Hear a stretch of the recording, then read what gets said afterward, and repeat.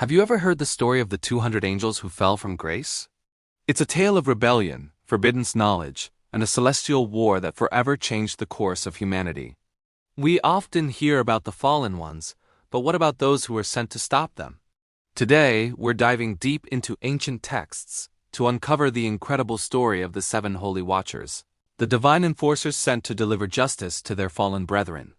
It all began on the summit of Mount Hermon, a place whose name itself means curse. Here, 200 angels, known as the Watchers, gathered. They were originally sent to observe and guide humanity, but they became consumed by desire for human women.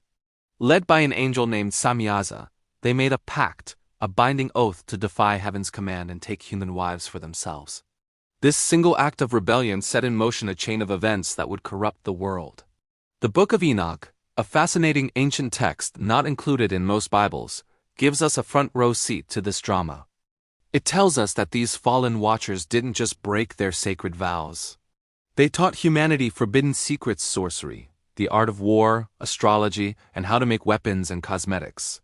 They unleashed knowledge that mankind was not yet ready for, leading to widespread violence, depravity, and chaos. From the union of these fallen angels and human women came a race of giants known as the Nephilim. The book of Genesis mentions them briefly as the mighty men who were of old, men of renown. But other texts, like Enoch and the Book of Jubilees, paint a much darker picture. These giants were voracious, consuming all of humanity's resources. When that wasn't enough, they turned on humans themselves, and eventually on each other. The world was drowning in bloodshed and lawlessness, and the cries of humanity finally reached the heavens. This is where our story takes a turn. The archangels Michael, Uriel, Raphael, and Gabriel, hearing the desperate pleas from earth, looked down from heaven and saw the corruption. They brought the case before the Most High, reporting the chaos unleashed by the fallen watcher, Azazel, who had taught humanity all forms of unrighteousness, and so a divine judgment was set in motion. The heavens would not stand by and watch the world be destroyed. God summoned his elite spiritual task force, the 7 holy watchers. The Book of Enoch names them Uriel, Raphael, Raguel, Sarakel, Gabriel, and Remiel. Each was given a specific and terrifying mission. These weren't just messengers. They were agents of divine wrath, instruments of a cosmic cleansing. Their purpose was to restore order and punish the rebels. Let's break down their assignments. Uriel, whose name means God is my light, was sent to Noah. He was tasked with warning him of the coming great flood, a cataclysm that would wipe the slate clean. Uriel instructed Noah on how to build the ark and save himself, his family, and the future of life on earth. He was the harbinger of destruction, but also the agent of salvation. Next was Raphael, the divine healer. His mission was to deal with Azazel, one often the most prominent leaders of the fallen. Raphael was commanded to bind Azazel hand and foot and cast him into total darkness in a desert called Dudale. He was to be imprisoned under sharp, jagged rocks until the final day of judgment, when he would be cast into the fire. Raphael's task was not just to imprison but to heal the earth from the corruption Azazel had caused. Then there was Gabriel, the angel of revelation, often seen as a divine messenger. His mission was one of brutal warfare. He was commanded to turn the giants, the children of the fallen, against each other. Gabriel was to incite a war among the Nephilim, ensuring they would destroy one another in battle. It was a grim, but necessary, act to remove their destructive presence from the world. And of course there was Michael, the great prince and protector of God's people. His task was to deal with Samyaza and the other fallen angels who had joined him. Michael was ordered to bind them for 70 generations under the hills of the earth. Their imprisonment was to last until the day of their final judgment, when they too would be thrown into an abyss of fire, to be tormented for all eternity. Michael's role was to be the ultimate jailer of the angelic rebels. The other holy watchers had their own crucial roles. Raguel was the angel of justice, who brought judgment upon the celestial world. Sarakel was tasked with watching over the spirits of men who had sinned. And Remiel was set over those who rise, perhaps guiding the spirits of the righteous. Together, these 7 formed a perfect council of divine judgment, each playing a vital part in the plan to reclaim the world. The judgment they unleashed was swift and absolute. The floodwaters came and cleansed the earth.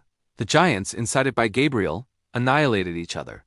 The fallen leaders, Samyaza and Azazel, were bound and imprisoned in darkness, left to await their final, fiery doom. The 7 Watchers successfully carried out their missions, restoring divine order. But what does this ancient story mean for us today? It's more than just an epic tale of angels and giants. It's a profound narrative about choice, consequence, and the nature of good and evil. The story of the fallen Watchers is a cautionary tale about the misuse of knowledge and power. They were given a position of trust and they betrayed it, leading to catastrophic results. On the other hand, the story of the 7 Holy Watchers is one of duty, loyalty, and divine justice. They represent the forces of order and righteousness in the universe. A reminder that even in the face of overwhelming chaos, there is a power that seeks to restore balance. They are the unseen guardians, the celestial enforcers who answer the cries of the afflicted. Interestingly, while the Book of Enoch gives the most detailed account, traces of this story can be found in other places. The New Testament in the books of Jude and 2 Peter makes direct references to angels who did not keep their own domain, but abandoned their proper abode, and are now kept in eternal bonds under darkness for the judgment of the great day. This shows that the story of the Watchers was a well-known concept in early Christian and Jewish thought. The legacy of the Watchers, both fallen and holy, is a testament to the complexity of ancient cosmology. It presents a universe filled with powerful spiritual beings who directly interact with human affairs. It's a world where the line between heaven and earth is thin, and where actions have cosmic repercussions. So the next time you look up at the stars, think about this ancient drama. The story of the 200 fallen angels who made a pact on Mount Hermon, and the 7 holy angels who were sent to stop them. It's a powerful narrative that has echoed through millennia, a timeless battle between rebellion and order, darkness and light. It reminds us that for every force of chaos, there is a corresponding force of justice, waiting to restore balance to the world. What you've just heard is not myth, it's not legend, and it was never meant to be forgotten. The rebellion on Mount Hermon, the corruption of humanity, and the judgment of the Watchers reveal a deeper truth. Heaven does not ignore rebellion, and God does not abandon his creation. The 7 Watchers were not sent to negotiate. They were sent to restore order, to bind the fallen, and to ensure that evil would not go unpunished. And if these ancient texts tell us anything, it's this. The spiritual war did not end in the days of Enoch. Its echoes are still with us. Truth is being revealed again. Eyes are opening, and what was hidden is coming to light. If you're ready to go deeper into biblical mysteries, ancient texts, and forgotten truths, subscribe to the Tanakh. Because some knowledge was buried for a reason, and some was preserved so it would be revealed now. Thanks for joining us on this journey into the ancient past. If you found this story as fascinating as we did, make sure to like this video and subscribe to our channel for more deep dives into forgotten history and mysterious texts.